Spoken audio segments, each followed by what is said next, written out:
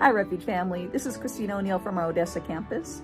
And I hope that you are having a wonderful Advent season and that you're finding time to reflect upon the precious gift that God has given us through his son, Jesus. Today I've been given the privilege of speaking with you about Zechariah and Elizabeth. Their story can be found in Luke chapter 1. In Luke chapter 1 verse 6, we're told that Zechariah and Elizabeth loved God and they strived to obey his commands. And yet they didn't have any children, and they were well past childbearing age. Now, in that time, that was seen as a sign that somehow they had done something wrong or that they had not pleased God. It was probably even the cause of them being the talk amongst their neighbors oftentimes. Have you been there? Have you ever felt like you've tried to do all the right things, you've tried to follow God, and yet somehow you felt like he was still upset with you? Or maybe that he wasn't holding up his end of the bargain. You know, God, I've been following you and obeying you. Why is life still so hard? Why did I have to go through this or that? Maybe you've even been misjudged by others. Well, today I hope to bring you some hope. First off, I want to remind you that we are not living for this world. God did not promise that this world would be easy. As a matter of fact, in John 16:33, Jesus told his disciples that they were going to face hard times. But then he promised them that it would be worth it. You see, one day, because of what Jesus has done for us, if we put our faith in him, we will be with him in heaven forever.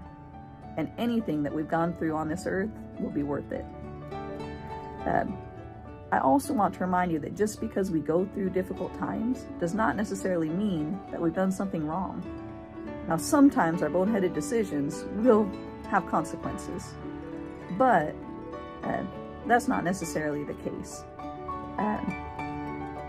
God oftentimes has a bigger plan. When we say that we trust God, I think oftentimes when I hear people say that, they mean that they trust that God can do what they want him to do, that he's big enough to do those things, strong enough, able enough, whatever it might be. But I think our trust needs to be even deeper than that. We need to not only trust that God has the power and the ability to do what we want him to do, but we, maybe even more importantly, need to trust that his plan is bigger than ours. And so he may not do things our way or in our time. And that's what we find in the story of Zechariah and Elizabeth. They probably had prayed for years and years and years for a son. And God didn't give it to them when they asked for it. But at just the right time, in a way that brought God all of the glory, he gave them a son named John, who became John the Baptist and had the privilege of pointing the world to Jesus, kind of be Jesus's forerunner. And so trust that God does have a plan. Make sure that it's not your knucklehead decisions that are causing you difficulty, but otherwise trust that God's timing and God's plan is best. And don't get sidetracked. Keep serving God. Keep following him. In verse 8, we see that Zechariah, when he received the promise of God that he was going to have a son, he was in the midst of serving God. He was in the midst of doing what God had asked him to do. So while you're waiting,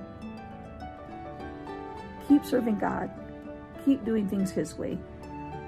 Keep trusting in him. Well, Refuge family, I just want to say I love you, but most importantly, God loves you. Hope you all have a wonderful rest of your day, and thanks for joining me today. Bye-bye.